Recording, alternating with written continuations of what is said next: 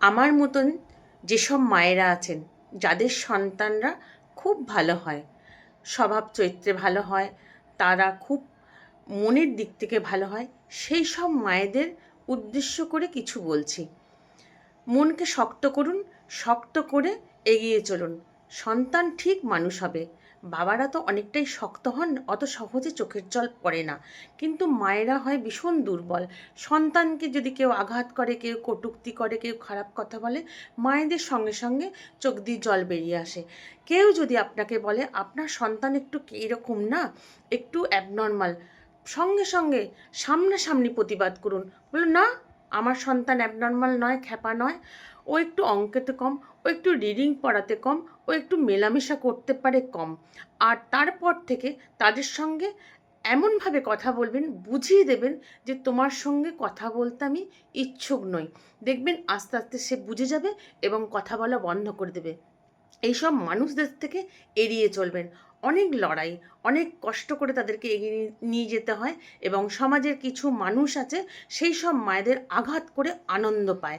সেই জন্য শক্ত করে মন বেঁধে এগিয়ে চলুন। শুধু ডিগ্রি হলেই হবে না, পড়াশোনা ভালো হলেই হয় না। এইসব সন্তানদের অনেক গুণ থাকে, তাদের সেই গুণটিকে বার করে নিয়ে তাদের সেই পথ ধরিয়ে নিয়ে এগিয়ে চলুন। আর এইসব বাচ্চাদেরকে, এইসব সন্তানদেরকে তুলনা দেবেন না যে ওই ছেলেটা, ওই বন্ধুটা, ওই মেয়েটা এটা পারছে, তুমি কেন পারছো না, এরকম বলবেন না। বলবেন যে তুমিও পারবে, তুমি চেষ্টা করো, তুমি একটু মাথাটা ঠান্ডা করো, একটু বুঝিয়ে দিচ্ছি শোনো ভালো করে, তাহলে দেখবেন এরাও পারবে। আর রাগ দেখিয়ে বলবেন না, মারবেন না, না মেরে পড়তে বসান, ঠিক হবে। তাদের যেটা গুণ সেটা নিয়ে এগিয়ে চলুন, ঠিক এগিয়ে যাবে তারা। আর মানুষের কথায় দুঃখ পাবেন না, যেটা আমি পেয়েছিলাম। আজকে ওই জন্য দুঃখ বহন করে করে আমি অসুস্থ। একদম দুঃখ পাবেন না, আমি বলছি, কিন্তু আমি এখনও দুঃখ পাই, এখনও কষ্ট হয় আমার।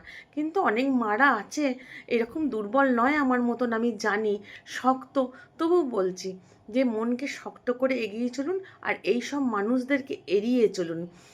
ভালো হবেন, ভালোভাবে থাকবেন, সমাজে মাথা উঁচু করে আমাদের সন্তানদের জন্য গর্ব করে আমরা বেঁচে থাকতে পারবো, এগিয়ে যেতে পারবো।